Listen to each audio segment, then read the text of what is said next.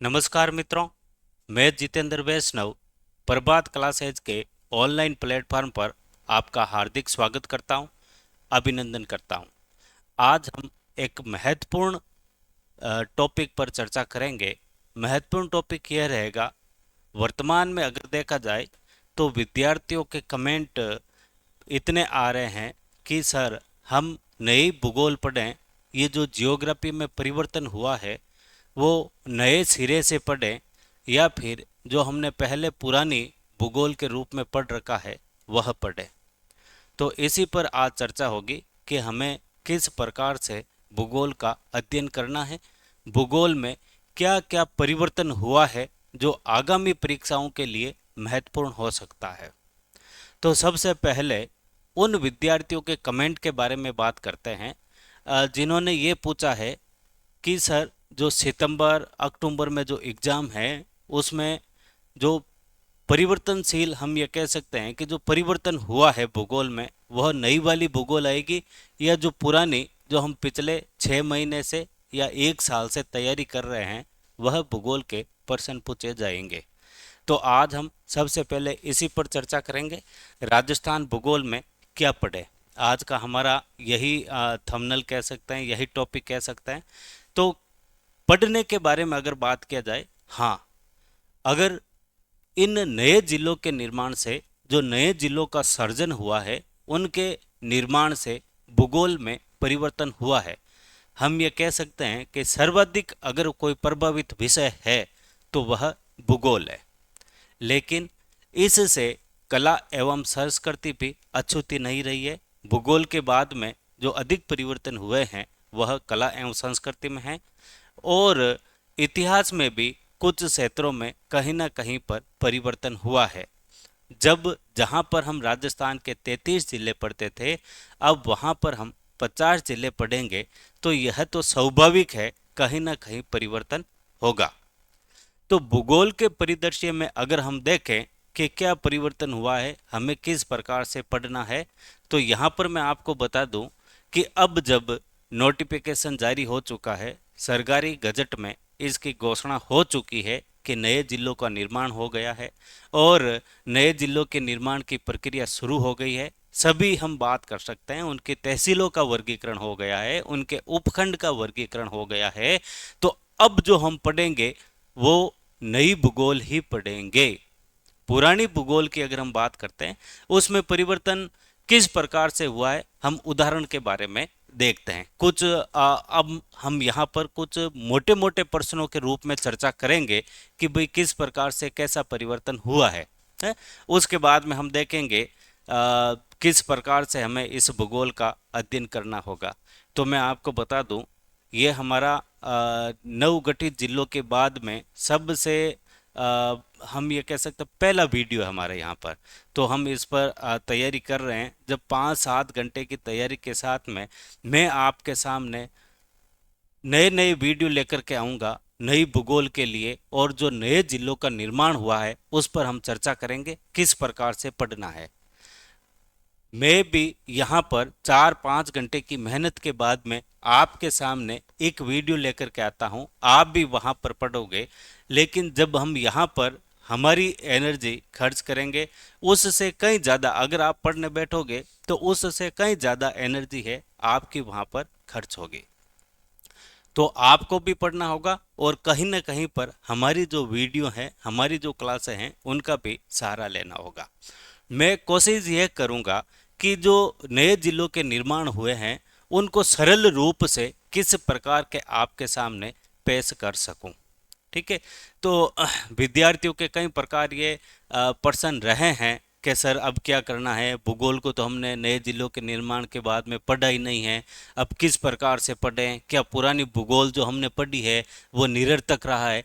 तो पहली बात तो विद्यार्थियों के लिए है, पढ़ाई कभी भी निरर्थक नहीं जाती है, उसका कहीं ना कहीं पर मूल उद्देश्य होता है। अब भूगोल में चेंज क्या हुआ, बदलाव क्या हुआ, हम थोड़ी सी नए से नक्शे पर चर्चा कर लेते हैं। जो ये नया मैप आया है आपके नवगठित जिलों के बाद में, तो यहाँ पर हम देखेंगे बड़े बड़े बदलाव कौन से हुए और एग्जाम में किस प्रकार के प्रश्न पूछे जा सकते हैं।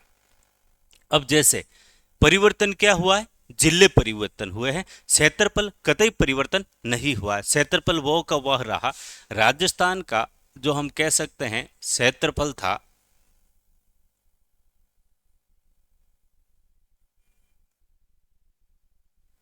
3,42,239.74 वर्ग किलोमीटर। ये क्षेत्रफल उतना का उतना रहा है। क्षेत्रफल में किसी भी प्रकार का बदलाव नहीं रहा है। तो हमारी यह बात तो तय हो गई कि भाई क्षेत्रफल वही है। इसी क्षेत्रफल के अंतर्गत जो हम 33 जिले पढ़ते थे पहले, वो अब बढ़ करके 50 जिले हो गए हैं।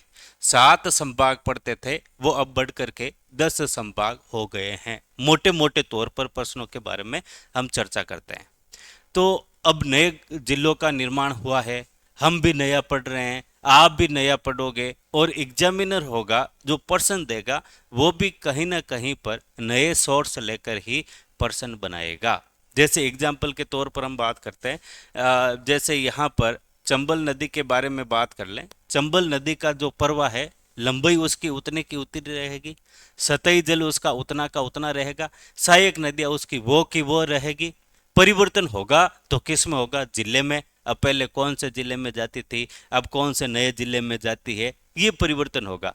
तो एग्जामिनर भी ये चाहेगा कि वह विवाद से बचे, तो वो भी ये कोशिश करेगा कि जैसे इसकी सहायक नदियों से प्रश्न पूछ ले, हैं, इसके सतही जल से प्रश्न पूछ ले।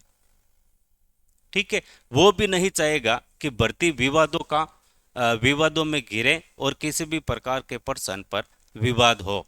तो हम यहाँ पर बात कर सकते हैं कि किस प्रकार से प्रश्न बनते हैं।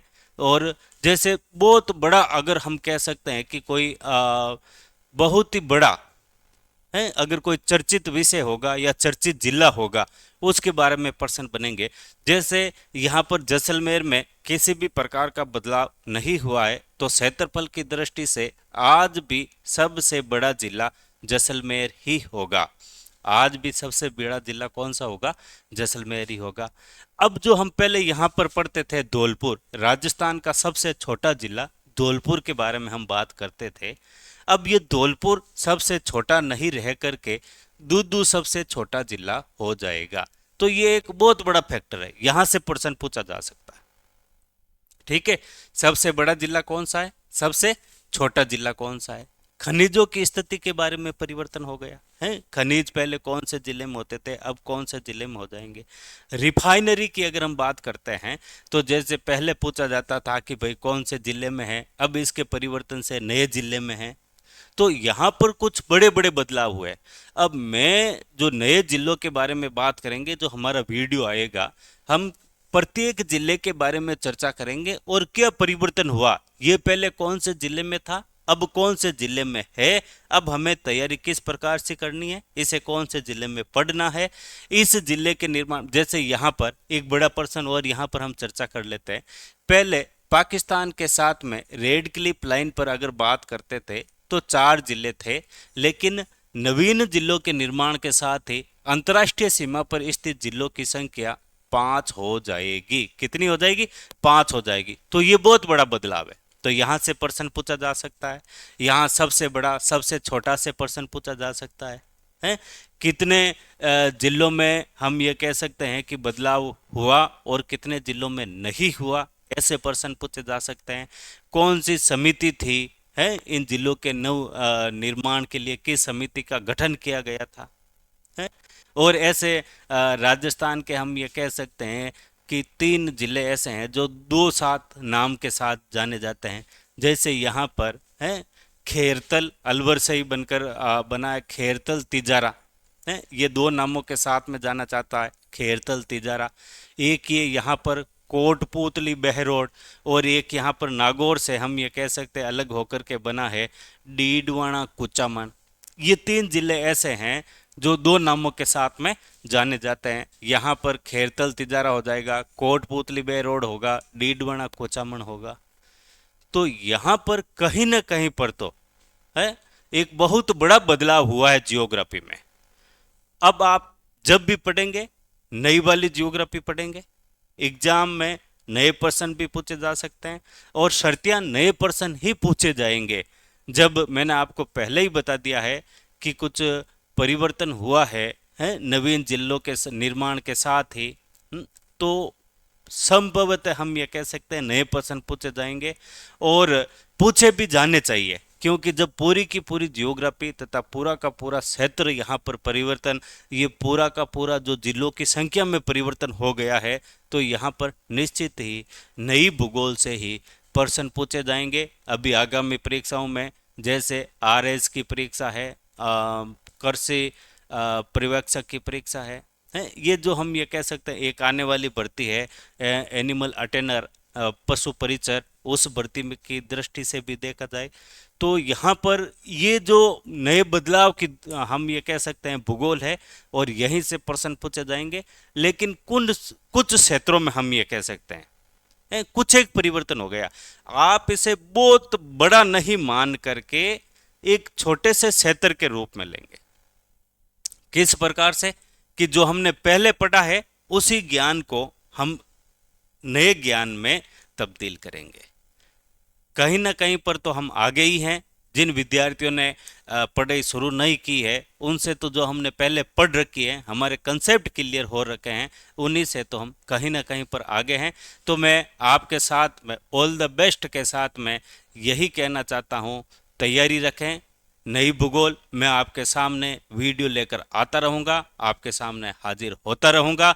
आपकी ये जो नवीन भूगोल है, जो आपको कठिन भूगोल लग रही है, पहले के विश्वास की तरह ही आपकी इस भूगोल का सरलीकरण करने के लिए मैं आपके साथ समय समय पर आपके सामने उपस्थित होता रहूँगा नवीन जिला दर्शन के साथ में।